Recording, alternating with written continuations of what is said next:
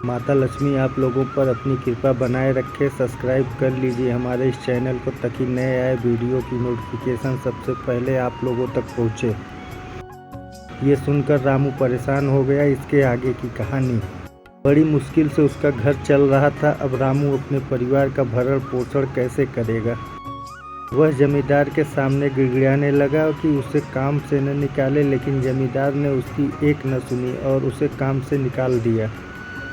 रामू आंखों में आंसू लेकर घर लौटा। चिंता से रात भर उसे नींद नहीं आई। सुबह उठकर उसने फैसला किया कि वह फिर से जमींदार के पास जाएगा और उनसे विनती करेगा कि उसे वापस काम पर रख लें।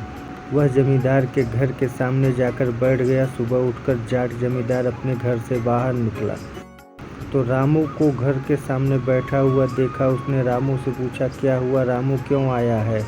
रामू जमींदार के पैरों पर गिर पड़ा और गिड़गिड़ाते हुए बोला, मुझ पर दया कीजिए मालिक, मुझे काम पर रख लीजिए, मेरा परिवार भूखा मर जाएगा। जमींदार ने उसकी एक न सुनी और उसे धक्के मार के वहाँ से निकाल दिया। रामू उस समय तो वहाँ से चला गया, लेकिन अगली सुबह फिर सेठ के घर के सामने जाकर बैठ गया। जमींदार ने उसे फिर बुरा भला कहकर भगा दिया। अब से रोज यही क्रम चलने लगा। रामू रोज जमींदार के घर के सामने जाकर बैठ जाता और जमींदार उसे भगा देता। पूरे गांव में इस बात की चर्चा होने लगी। सब जमींदार को भला बुरा कहने लगे। तंग आकर जमींदार ने सोचा कि क्यों न कुछ दिन परिवार सहित दूसरे गांव चला जाऊं। मुझे घर पर न देखकर रामू यहां आना बंद कर देगा। अगले दिन वह परिवार सहित दूसरे गांव अपने रिश्तेदार के घर चला गया। 10-15 दिन रिश्तेदार के घर रहने के बाद जब वह अपने घर लौटा तो रामू को अपने घर के सामने बैठा नहीं पाया।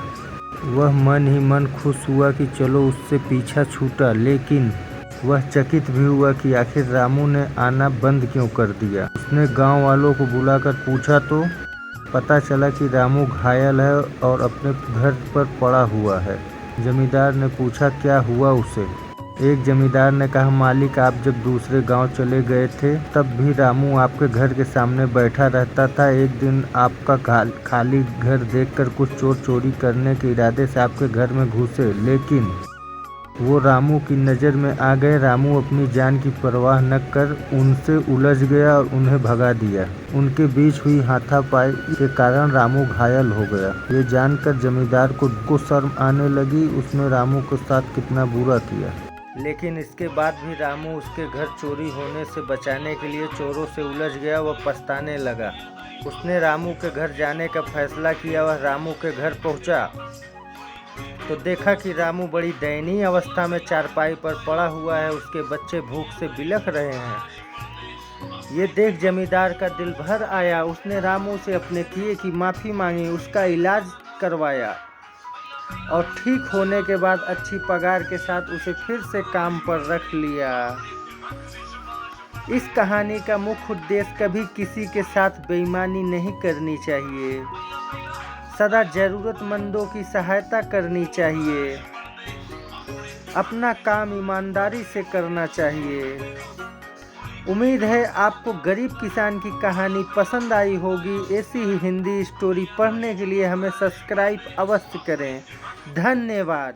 जय हिंद, जय भारत।